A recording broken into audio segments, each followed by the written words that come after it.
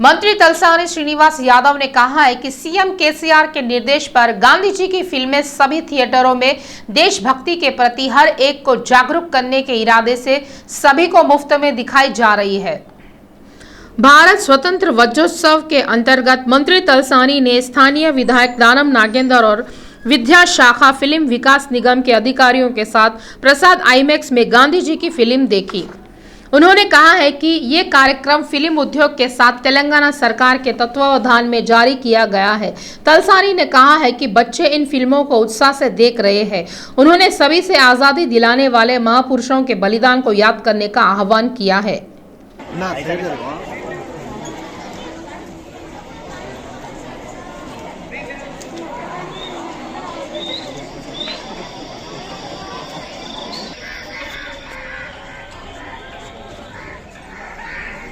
ये चित्र मोतीलाल कोठारी।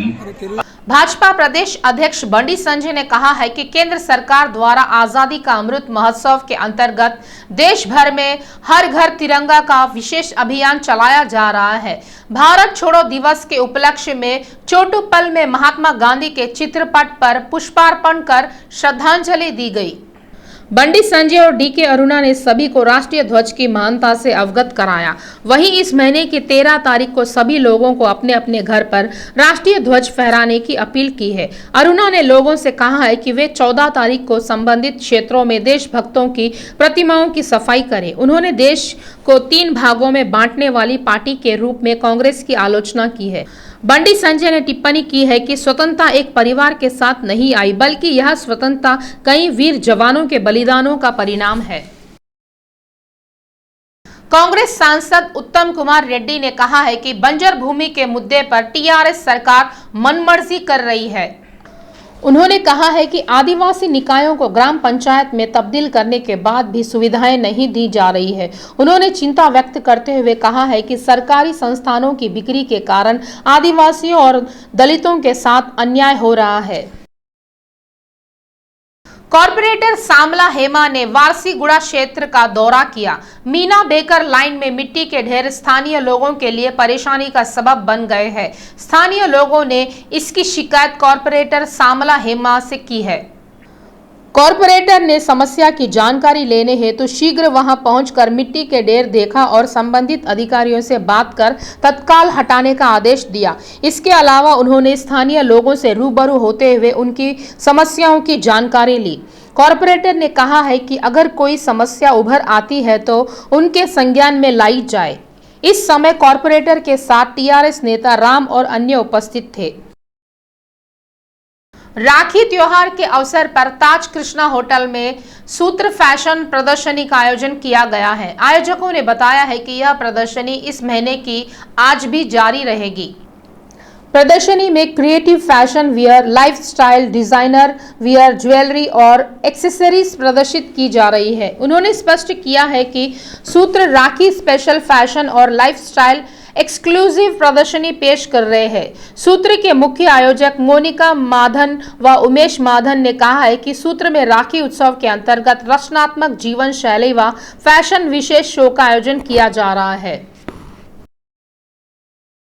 अग्रवाल समाज हिमायत नगर शाखा की सावन की सैर 7 अगस्त को बीबी नगर स्थित प्राइड रिसोर्ट में संपन्न हुई। महिला संयोजिका सुमन भुवानिया ने कहा है कि सर्वप्रथम बशीरबाग स्थित कनक दुर्गा माता मंदिर के पास डॉक्टर मोहन गुप्ता द्वारा बस को हरी झंडी दिखाकर बस रवाना किया गया। बस यात्रियों के लिए शाखा अध्यक्ष पवन भुवानिया द्वारा सुबह के नाश्ते का प्रबंध किया गया। सावन की सैर में 70 से अधिक लोगों ने खूब मनोरंजन किया। रिसोर्ट में लोगों ने स्विमिंग, रेन डांस और अन्य एक्टिविटी का फायदा उठाया। दोपहर के खाने के बाद शाखा महिला संयोजिका सुमन भुवानिया एवं निर्मला संघी द्वारा मनोरंजक गेम्स में जैसे म्यूजिकल बैलून में मोनिका अग्रवाल प्रथम, ममता गुप्ता द्वितीय विजेता रही। मनीष गुप्ता को कॉम्प्लीमेंट प्राइज दिया गया। दूसरे गेम्स में रिधिमा, सरला, मित्तल, राधिका विजेता रही। कपल गेम में अशोक केजरीवाल, मंजू केजरीवाल, रत्नेश, शीतल, लक्ष्मी नारायण विजेता रहे। बस में गेम में शाखा संस्थापक डीपी अग्रवाल विजेता रहे। हाईटी के पश्चात आनंद डालमिया के धन्यवाद ज्ञापन से सावन की सैर का समापन हुआ। कार्यक्रम को सफल बनाने में उपाध्यक्ष राजकुमार गुप्ता, मिट्ठन लाल मित्तल, विकास अग्रवाल का योगदान रहा। दादू संस्था के संस्थापक राजेश दादू ने कहा है कि उनका उद्देश्य शहर के लोगों को पौष्टिक और स्वादिष्ट भोजन उपलब्ध कराना है। बंजारा हिल्स के रोड नंबर 12 क्षेत्र में एक नया होटल खोला गया है। इस अवसर पर आयोजक ने कहा है कि दुनिया भर के लोग अक्सर इस क्षेत्र में आते हैं, उन्हें उनकी रुचि के अनुसार स्वादिष्ट व्यंजन परोसा जाता है। राजेश दादूस ने कहा है कि उनका उद्देश्य ग्राहकों को पौष्टिक एवं स्वादिष्ट भोजन परोसना। सैदाबाद के धोबी घाट चौक के पास सरकारी कल्याण छात्रावास के छात्रों ने धरना प्रदर्शन किया। छात्रों ने रोष जताया व्यक्त करते हुए कहा है कि वे पिछले 1 महीने से मिलावटी चावल और सड़ी सब्जियां खा रहे हैं। छात्रों ने गुणवत्तापूर्ण तथा पौष्टिक आहार नहीं मिलने पर चिंता व्यक्त की है। छात्रों का कहना है कि समस्या को अधिकारियों के संज्ञान में लाए जाने पर भी उनके कानों में जूं तक नहीं रेंग रही है। छात्रों के धरना प्रदर्शन से इस मार्ग पर यातायात बाधित रहा। ప్రతి సెమిస్టర్ మాకు మోషన్స్ అవుతున్నాయి, స్టమక్ పెయిన్స్ వస్తున్నాయి సార్। ఒక స్టూడెంట్ కాబట్టి ఇంటికి పోయింది సార్ ఆయన తెల్లారి ఎగ్జామ్। ये जैसा कि हमेशा होता है तो कोई ऑब्जेक्शन कोई नहीं करे, 3 मंथ्स कंप्लेंट नहीं करे आप लोग? आपका रेडी करा रिस्पॉन्स नहीं दी है तो इसलिए आप लोग धरना निकाले हैं। तो 3 मंथ से हो रहा बोला तो हॉस्टल का नाम क्या है आपका? घोषणाल नामपल्ली चलता ना है के पास। देशभक्ति के प्रति लोगों में भावना जगाने हेतु तेलुगु यूनिवर्सिटी में विभिन्न नृत्य प्रदर्शनों का भव्य आयोजन किया गया। सेवा संस्कृति अकादमी की संस्थापक विजया माधवी किशोर ने कार्यक्रम का आयोजन किया। इस कार्यक्रम में राज्य भर के कलाकारों ने भाग लिया और अपनी प्रतिभा का प्रदर्शन किया।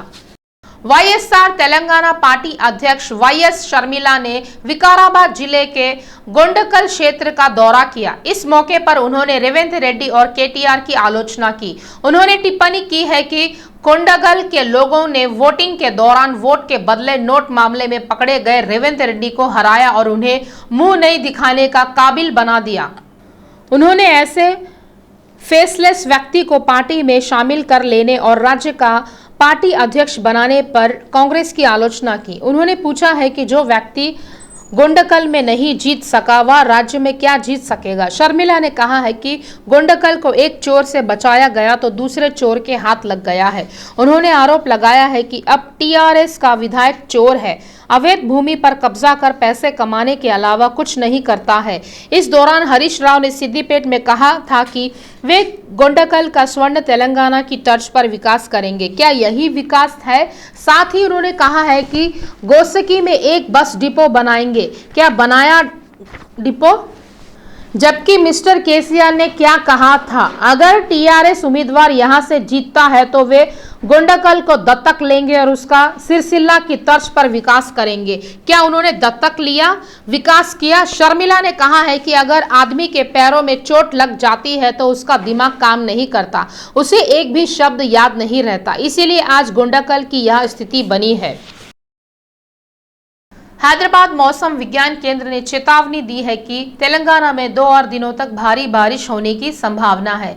आज हैदराबाद के साथ अन्य हिस्सों में भी मध्यम से भारी बारिश होगी। मौसम विभाग ने भारी बारिश के मद्देनजर सभी लोगों को सतर्क रहने की सलाह दी है। जबकि मंगलवार को हैदराबाद शहर में बारिश हुई। तड़के सुबह हुई तेज बारिश से सभी सड़कें जलमग्न हो गई। शेरलिंगमपल्ली, शेखपेट और आसिफ नगर क्षेत्रों में सबसे ज्यादा 4.3 मिलीमीटर वर्षा दर्ज की गई है। चारमीनार और खैरताबाद में 4 मिलीमीटर वर्षा दर्ज हुई है। अगर राज्य पर नजर डालें तो सबसे ज्यादा बारिश निजामाबाद के डिचपल्ली में 27 मिलीमीटर, सिरीकोंडा में 26.8 मिलीमीटर और बोधन में 25.5 मिलीमीटर बारिश हुई है। एक गरीब परिवार में जन्म लिया। उसने पढ़ाई की और डिग्री के बाद अपने पिता के साथ सहयोग हेतु काम करने का सोचा। उसकी सोच के मुताबिक वह असफल नहीं हुआ। उसने पुलिस की नौकरी पाने का लक्ष्य निर्धारित किया। नलगोंडा के वेंकटेश नाम का युवक कैब ड्राइवर का काम करते हुए पुलिस परीक्षा की तैयारी कर रहा है। अपने परिवार के बोझ को कम करना चाहता है। तड़के सुबह उठकर वह परीक्षा लिखने हेतु तैयार हुआ। इस बीच हादसा हो गया। उसका सपना चकनाचूर हो गया। उसे अस्पताल में भर्ती किया गया। वह अस्पताल में बेहोश पड़ा है। राजेंद्र नगर के ऊपरपल्ली में कैब का किराया मांगने पर उस पर हमला किया गया। उसके पिता और परिवार के अन्य सदस्य उसकी इस हालत पर रो रहे हैं। हालांकि उसके इलाज के लिए 10 लाख रुपए खर्च कर चुके हैं। आर्थिक बोझ बढ़ने से उसे अन्य अस्पताल में भर्ती किया गया। वेंकटेश पर हमले के बाद कोर्ट से सरेंडर करने वाले विवेक रेड्डी से राजेंद्र नगर पुलिस ने 2 दिन पूछताछ की और वापस रिमांड पर भेज दिया। खबर है कि विवेक रेड्डी ने हमले में शामिल 12 लोगों के नामों का जिक्र किया था। खबर है कि कुछ हमलावरों को बचाने हेतु विभिन्न दलों के नेता मैदान में उतर रहे हैं। आरोप है कि हमले के कुछ फुटेज को कुछ स्थानीय लोगों ने डिलीट कर दिया ताकि पुलिस उन्हें ढूंढ ना पाए। पुलिस उच्च अधिकारियों के निर्देश पर तेजी से जांच कर रही है। हमले को अंजाम देने वाले लोगों से पूछताछ की गई। सीआई नागेंद्र बाबू ने कहा है कि इन सभी के खिलाफ केस दर्ज करने की कार्रवाई की जा रही है।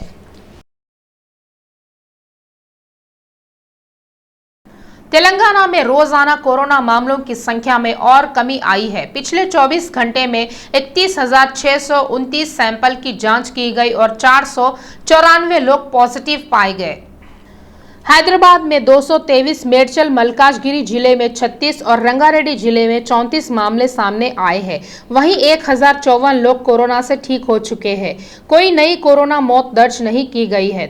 तेलंगाना में अब तक 8,26,778 पॉजिटिव केस दर्ज किए गए हैं, जबकि 8,17,560 लोग स्वस्थ हो चुके हैं। अन्य 5,107 लोगों का इलाज चल रहा है। कोरोना से अब तक 4,111 लोगों की मौत हो चुकी है। यादगिरी गुट्टा लक्ष्मी नरसिम्हा स्वामी स्वयंभू मंदिर में पवित्र पंचरात्रगम शास्त्र शैली में अभिषेक किया गया। पुजारियों ने स्वामी के मुख्य मंदिर के बाहर प्राकरा मंडपम में उत्सव मूर्ति का तिरुमंजन किया। स्वामी को रेशमी वस्त्रों से अलंकृत किया गया। वहीं सोने और मोतियों के आभूषणों से तथा 108 धागों से बनी पवित्र मालाओं के साथ मंदिर परिक्रमा कर पवित्र जल छिड़का गया। उसके बाद उन्होंने शांति होमम आयोजित किया। मूल मुक्ति मंत्र और वेद मंत्र का पाठ करके स्वामी और देवी माता की हवन पूजा की गई। पूर्ण आहुति पर्व का आयोजन किया गया और पवित्र मालाओं से मुख्य मंदिर की परिक्रमा कर विशेष पूजा अर्चना की गई। तत्पश्चात मूर्ति कुंभ पूजन एवं पवित्र मालाओं से मूर्तियों को सजाया गया। पाता गुट्टा लक्ष्मी नरसिम्हा स्वामी मंदिर में भी पूजा की गई। गुट्टा में श्रवण लक्ष्मी कोटि कुमकुमा अर्चना उत्सव 11वें दिन जारी रही। मंदिर समिति की मुख्य अधिकारी गीता ने कहा है कि 20,000 भक्तों ने स्वामी के दर्शन किए। मशहूर फिल्म एक्ट्रेस सुरेखा वानी की बेटी सुप्रीता ने अपना 21वां बर्थडे शानदार तरीके से सेलिब्रेट किया। सुरेखा ने समारोह का आयोजन परिवार के सदस्यों और दोस्तों के बीच भव्य तरीके से किया। इस सेलिब्रेशन में मां बेटी दोनों ही बेहद हॉट लग रही थी। इससे जुड़ा एक वीडियो एक सोशल मीडिया पर वायरल हो गया है। नेटिजन्स भी सुप्रीता को बधाई दे रहे हैं और ट्वीट कर उसके बेहतर भविष्य की कामना कर रहे हैं।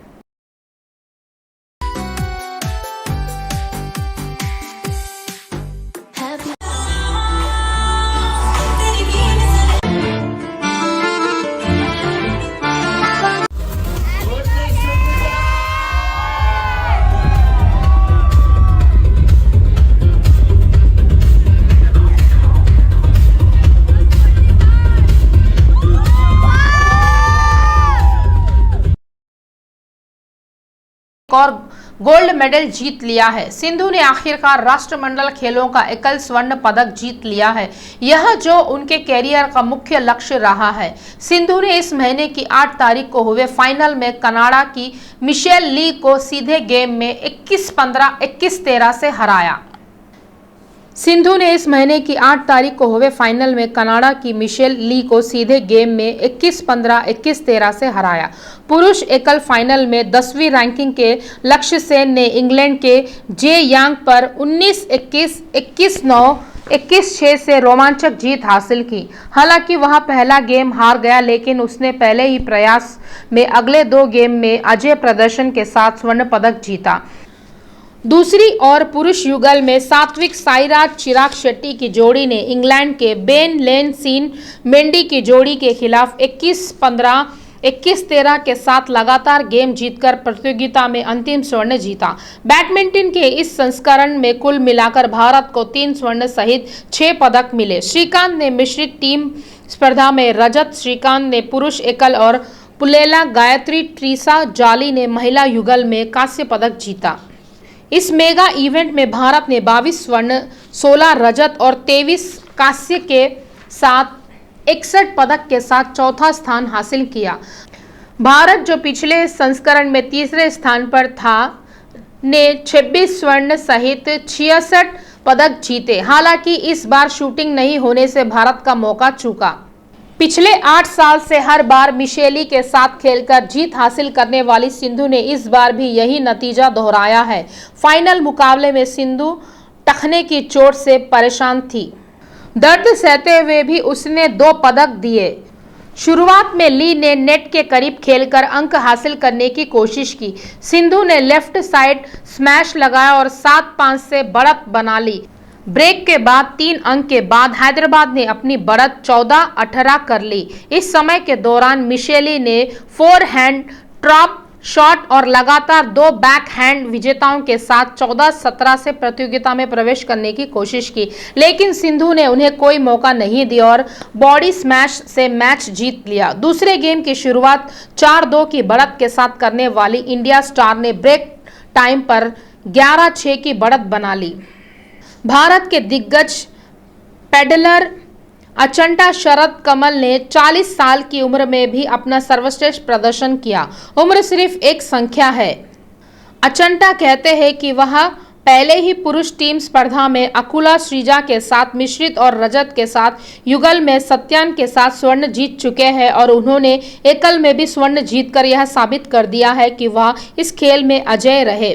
फाइनल में शरद ने अपने अनुभव पर खेला और लियान पिचफोर्ड के खिलाफ 4-1 से जीतकर इस राष्ट्रमंडल में अपना तीसरा स्वर्ण पदक जीता। 2006 राष्ट्रमंडल खेलों में पहला स्वर्ण जीतने वाले शरद के नाम 5 संस्करणों में कुल 3 पदक है। एक अन्य वरिष्ठ पेडलर सत्यन ने एकल में अपना पहला पदक जीता। उन्होंने कांस्य पदक जीता।